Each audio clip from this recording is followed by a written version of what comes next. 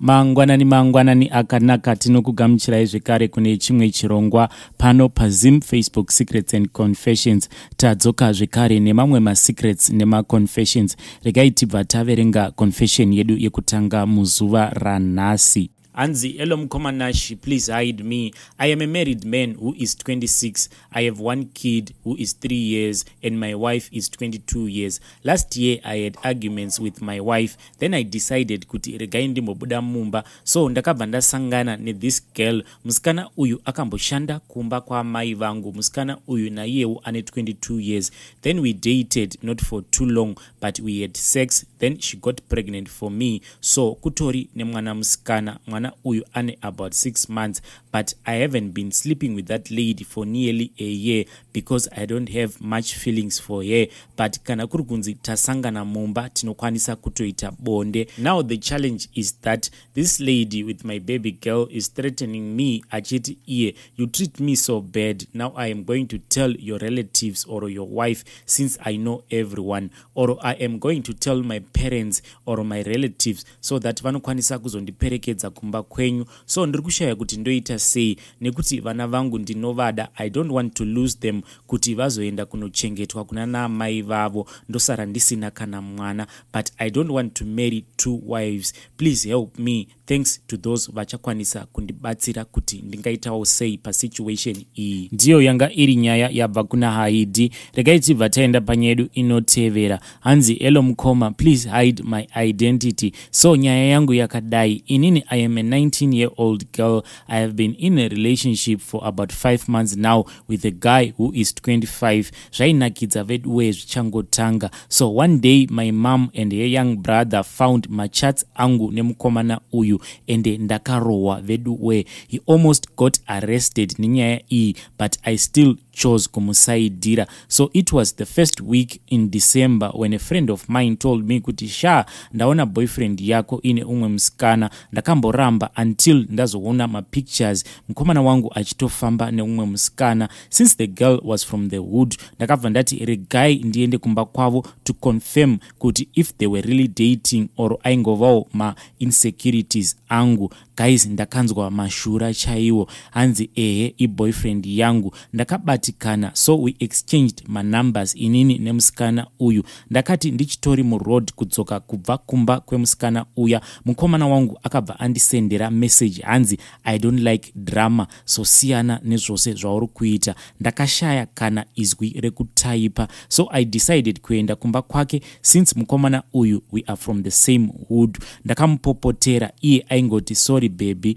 Sorry kani baby, let me explain. Ndakazoti ndava kumba munhu kwava kutanga kufona. Inini ndaingosiya phone ichienda ku voicemail. Aiti kana akaisa ma message ndaisadaira zvikabva zvanzi ndichazotaura newe kana usisina hasha. So on 28 December we went out for a walk. Then he explained everything. Hanzi, she is my ex. Hanzi, we broke up kudara. Since inini ndaimudawo mkomana uyu, I then decided to give him a second chance cause iye akati let's start afresh. We started dating but zvinhu hazvina kana kuzombodzokera pakare. So ndakazoona musikana uya ava kuposta vari vose, meaning kuti they were still dating. I asked musikana uya but ndakatukwa akadzika, but I kept quiet. This other girl is 2 years older than me, so no excuse yaakazondipa kechitu. Hanzi, iwewe you are still too young and you can't give me emotional support. Nae imi zvirikowo here kuti munhu kana apedza kukushandisa anobva akuti you are now too young. Asi munhu paaivhura makumbo angu I was old enough. Ndakarwadziwa to the extent yekuti I tried committing suicide, but luckily I was rushed to the hospital and taken to a therapist. He knew nothing about this cause ndaisada kuti azvizive. So now akanditi you just have to give me emotional support and inini ndakabva ndabvuma. Please musandituke, but rudo urwu veduwe runombokuitisa zvinhu zvinorwadza. So now my results A level akabuda. Ndakabva ndaona munhu akaposta musikana uya. Hanzi, congratulations my boo, boo bear he wadadisa. So inini ndakangomutiwo tell your boo bear kuti congratulations on my behalf. Saka ndodiniwo apa veduwe. Every time that I try kusiyana naye, there is always this part of me inorambirana nazvo. I tried kumusiya akadaro, but ndinorwadziwa kutanga kufunga kuti zveshuwa ava kudanana nemusikana uya. Munhu uyu ndinomuda zveshuwa. Please help me. Ndakatombofunga kuita zvemishonga kuti ndiite rudo rwekufoseredzana naye, but later on I realized kuti inini I serve a living God. So please help me. Ndoitawo sei. Ndiyo yanga iri nyaya yabva kuna Haidi. Regai tibva taenda panyedu inotevera. Anzi Yellow Nashi. Please post for me as Haidi. Ndiri murume ane 49 years. Ndiri first born mumuri yandakaberekwa. Nyaya yangu nde iyi. Mugore ra 1999 ndakawana basa papurazi. Ndikatanga kushanda papurazi ipapo kuda kwegore, but ndainge ndiri mushandi wepasi kwazvo uye pay yangu yaive isingakwane kana kuraramisa muri. Ndakazofungawo zvekuti regai nditsvakewo urombwa kuti ndipiwe promotion uye kutyiwa pabasa. Ndakaunganidza mari ndikaenda kuMozambique. Ndakati ndasvika kuMozambique kuya ndakasangana neimwe ng'anga. Ng'anga iyi yaiva ng'anga yemandiriri makore iwawo. Ndakapiwa mimwe mishonga ndikabva ndanzi mushonga uyu ndaifanira kuusungirira muchiuno mangu nguva dzose. Ndakabva ndanzi ndisati ndasvika kumba ndaifanira kupfuura neparukova, then ndobva ndapinda nemumvura ndichiita zvekuyambuka ndiri mumvura. Ndakaita saizvozvo, ndakati ndabira kumhiri kwerukova urwu ndakabva ndanzwa ndava kufambwa muchiuno. Ndakabvisa hembe dzandainge ndakapfeka ndikadzirasira kure. Ndakatarira kudai wanike ndainge ndakamoneredzwa nenyoka muchiuno. Nyoka iyi yainge yakaita chena chena, ende mukurarama kwangu handisati ndambosangana nenyoka yerudzi irworwo. Ndakazama kuikatanura nyoka iyi, but zvaitorwadza sekunge nyoka iyi yainge iri one and the same thing neganda rangu. Ndakadzokera kuya kuMozambique ndikanobvunza kuti ko handizvo zvandanga ndichida. Ndanga ndichingodawo mushonga wepromotion, but ng'anga iya yakabva yati nyoka iyi hapana kana chaichakonzeresa, asi ichangozadzisa zvishuwo zvemoyo wako. So ndakadzokera kubasa. Ndakangoshanda kuda kwemwedzi ndokubva ndapromotewa, asi after my promotion hama dzakabva dzatanga kufa zvisingaiti. Veduwe hama dzakapera kufa, mukadzi nevana vakafa, but handina kana upfumi hwandakakwanisa kuwana kunze kwepromotion yekudriver tractor papurazi ipapo. Ndakambozviudza kuti hazvinei, papurazi pano ndipo pandichafira hangu. Asi nguva iya yekuti minda nemapurazi zvaitorwa, purazi randaishandirawo rakabva ratorwa, zvakazokonzeresa kuti ndidzokere kuruzevha kwainge kwakavakira vabereki vangu. Ndakasvika kumusha kuya ndikaona kuti pamusha painge patovawo padongo, saka ndakazodzokera kuHarare kutafara kwandinogara. Asi mukati mekurarama kwangu hapana kana chiri kumbofamba. Mumuri medu tangosara tiri vatatu, tete, inini nemunin'ina wangu. Nyoka iyi ndiri kufunga hangu kuidzosera kuMozambique, asi kuti ndibate kana dhora zvaro rekuti ndikwanise kukwira ndizofamba hangu ndichienda kuMozambique handisi kana kurikwanisa kuriwana. Vedare ndiri kukumbira rubatsiro rwenyu. Ndiyo yanga iri nyaya yabva kuna Haidi. Regai tibva taenda panyedu inotevera. Anzi Yellow Nashi. Chitupa changu vika hako. Ndiri mukadzi ende ndakaroorwa. Upenyu hwangu huri kufamba zvakanaka hazvo. Murume akandiroora anorarama nekukumbira nechemumoyo, kureva kuti ndinogara nembavha. Kusungwa anosungwa achitomboenda kujeri chandagona, asi rinenge ritori shavi. Now inini ndaitofarawo nezvainge zvauya nahabi wangu. Semuno mujoni mandiri kana ari mafoni, vanhu vekumusha vanogara mulocation matinogara vanongoti kana ukangoudza baba Juju foni yaunenge uchida inoswera yatouya. Kana dziri property tinotumira property ende hautauri. Mumba medu muzere property dzemhando nemhando. Recently murume wangu akabuda semazuva ose akaenda kunoshava ari manheru, akazodzoka aine hembe. Kana ndichiti hembe handisi kureva hembe dzemari shoma,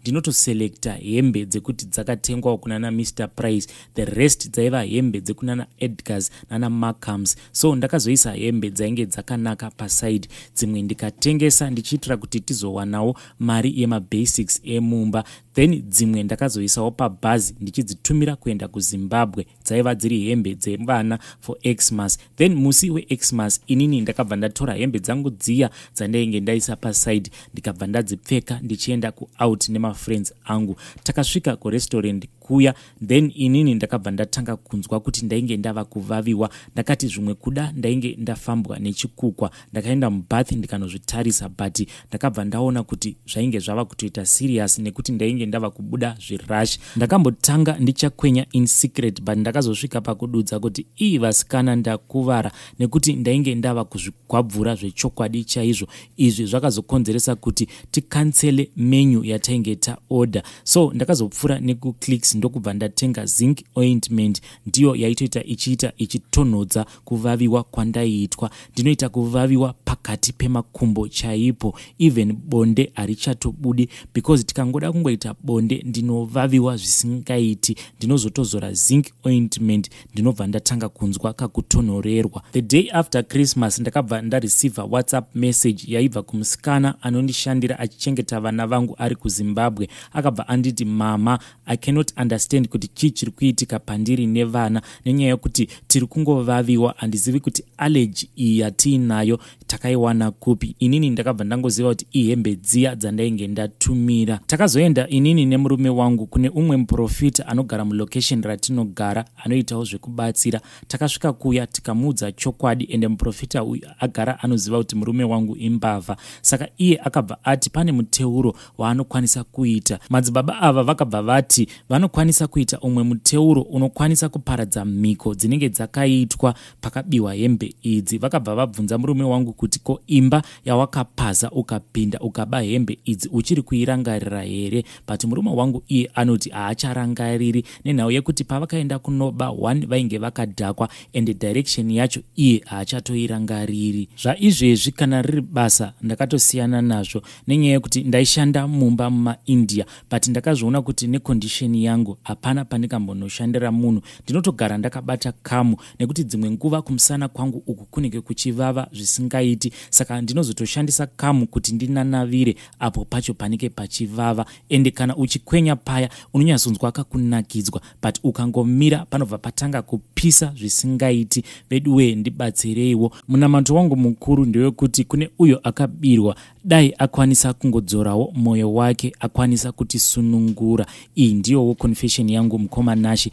I hope kuti ndichakwanisa kuwanawo rubatsiro. Ndiyo yanga iri nyaya yabva kuna Haiti. Regai tibva taenda panyaya yedu inotevera. Hanzi, hello mukoma Nashi, please post for me as Haiti. Inini ndiri murume ane 53 years. Ndinoita basa rekudriva mabhazi. Nyaya yangu ndiye kuti handidi kuona mukadzi apfuura nepamberi pangu ndikasamusvikira. Handitozivi kuti is there something hidden in me kana kuti ilaki here, nekuti hapana mukadzi wandinosvikira akandiramba. Every route yandinoenda ndinotowana kurara, kureva kuti ndinenge ndiine mukadzi ikoko nevana. Now ndatova nevakadzi vakati one day, ende pavakadzi vangu vose hakuna anoziva kuti kunze uko kune umwe mukadzi. Zvandinoita ndezvekuti ndine masimukadhi angu akawandisa, ende masimukadhi awa handimbosviki nawo kumba, ndinongomasiya mubhazi. For an example, toti kumasvingo kune mudzimai wangu anoyera moyo. Simukadhi iroro ndinobva ndangorinyora kuti M, ndinoitira kuti pandinoisa simukadhi iroro mufoni ndibva ndaziva kuti simukadhi iri ndire kungotaura navamamoyo chete. Mudzimai wangu wekutanga haana kana one day raakambondibata kuti ndine dzimwe mhuri kunze uko, zvekuti ndinogara ndichingorohwa nehana kuti musi wandinonzi ndafa, shuwa mudzimai wangu wekutanga anoshamisika danga revana richiuya. Handichatozivi kuti zvimwe kuda munhu ane mabhazi wandinodhiraivhira, zvimwe kuda ndiye ari kundishandisa oro here. Iniwo handichatozvinzwisisi, nekuti zvinhu zvandiri kuita hazvisi normal. Ndikatodanana nemukadzi ndinenge ndava kutoda kuti andiitire mwana. Iko zvino vana vangu kana ndikavaverenga vanotosvika kuma 25. Nzvimbo dzose ndiri munhu wekuti ndinotosiya mukadzi, ende umwe neumwe anenge achingoti ndiri ndega, because vakadzi vose ndinongovanyepera kuti ndiwe mukadzi wangu wega. Ende ndinobva ndati mukadzi wangu wekutanga akaenda after mbereko yaramba, saka nditori pabhizi yekutsvaka vana. Mukadzi iye anobva atondiitira vana very very fast. Ndiri kutotsvakawo rubatsiro kuti apa ndopafambisa sei. There are many times pandinongogara mubhazi ndotanga kuzvibvunza kuti ndiri kushandiswa here, chiko chiri kumboitika kwandiri. Even mari yandinotambira haina kana chisvinu chainoshanda. Vamwe vandinoshanda navo vanhu vekuti vane dzimotikari dzavo, but ini handina kana chinhu. Apa ndava nemakore ndichingodhiraivha mabhazi. Mari yangu yandinowana pamwedzi eze salary haitokwani kuti ndikwanise kuriritira mhuri dzangu. Ndiri munhu anotozivikanwa kuti ndinorarama nemari dzemadhiri. It's either ndinenge ndichiba dhiziri kana kuti ndino overloada bhazi. Chinonyanya kundishungurudza ndechekuti mukambani yandinoshandira tose semadhiraivha nemahwindi tiri vanhu vekuti tinoraramiswawo zvekare nekuba dhiziri nekuoverloada mabhazi kuti tiwanewo mari yemusana. But pavanhu vose vandinoshanda navo vazhinji vari kutovakisa dzimba dzavo muHarare, asi ini handina kana chakati tsvikiti chekuti ndinokwanisa kutendeka kuti pamadhiri ose andaiita ndichiri kumabhazi ichiwo ndicho chandakakwanisa kutenga. Iyi ndiyo yanga iri nyaya yabva kuna Haidhi. Regai tibva taenda panyaya yedu inotevera. Hanzi Elonashi, inini ndiri mukadzi ane 37 years. Ndinoenda kuchechi kwandinova ndiri mudikoni. Nyaya yangu yakamira so, ndinodanana namufundisi wangu. Ndainge ndakamboroorwa, then mufundisi vakabva vatanga kundichiva, vakatanga kunditsvetsva, inini ndikazovabvuma, tikatanga kudanana. Murume wangu akazozvibata kuti ndaiva ndiine chikomba. Then dzimwe nguva aitoenda kwamufundisi achienda kucounseling. Iye aisatoziva kuti mufundisi ndivo vaitova chikomba changu. So inini nemurume takazorambana. Then last year mufundisi vakabva vatanga kundirojera. Inini namufundisi ndisu chete tinozviziva kuti tiri kudanana. For now ndatova nemimba yava kutoda kuzvarwa, ende mimba iyi ndiya mufundisi. Basa rangu reudikoni ndichiri kungoita, handina kana kumira.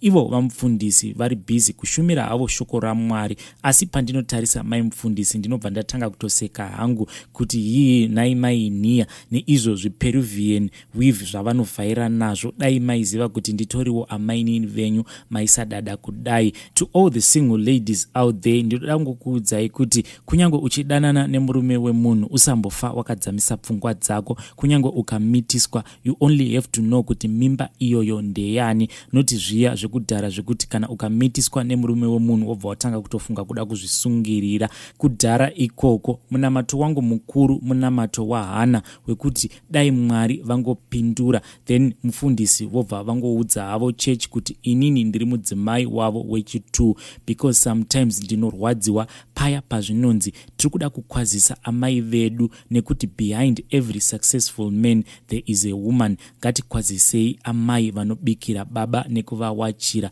Ipapo ndinobva ndanzwa mwoyo wangu uchita kubayiwa, nekuti mumwe musi maybe vanenge vatobva nekumba kwangu vakapfeka hembe yandinenge ndavawachira. Kumba kwavo vanenge vatonyepa havo kuti ndiri kugomo, tozosangana hedu neSunday kuchechi. Apa vanenge vakatorara pazvitya zvangu. I don't regret anything zvandiri kuita. Murume uyu ndinomuda. Vachatuka bo nekuti ndizvo zvitoripo. Handizivi maybe mahormones enhumbu yandakasenga. Ndiyo yanga iri confession yabva kuna Haidhi. Regai tibva taenda panyaya yedu inotevera. Hanzi elo mukomanashi, yangu haisi confession zvayo, but I just want help from others before I decide by myself.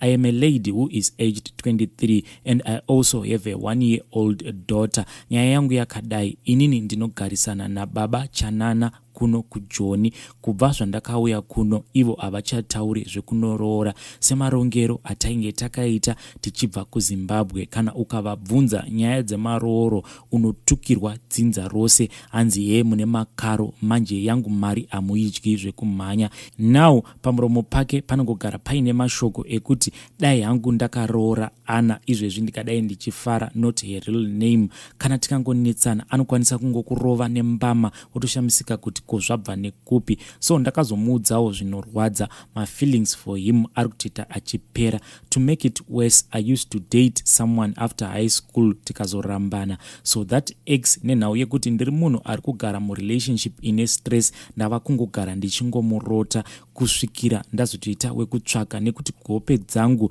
ndinotoona sekunge munhu anondibvisa stress. Ndinenge ndichitoita funny activities that we used to do when we were still together.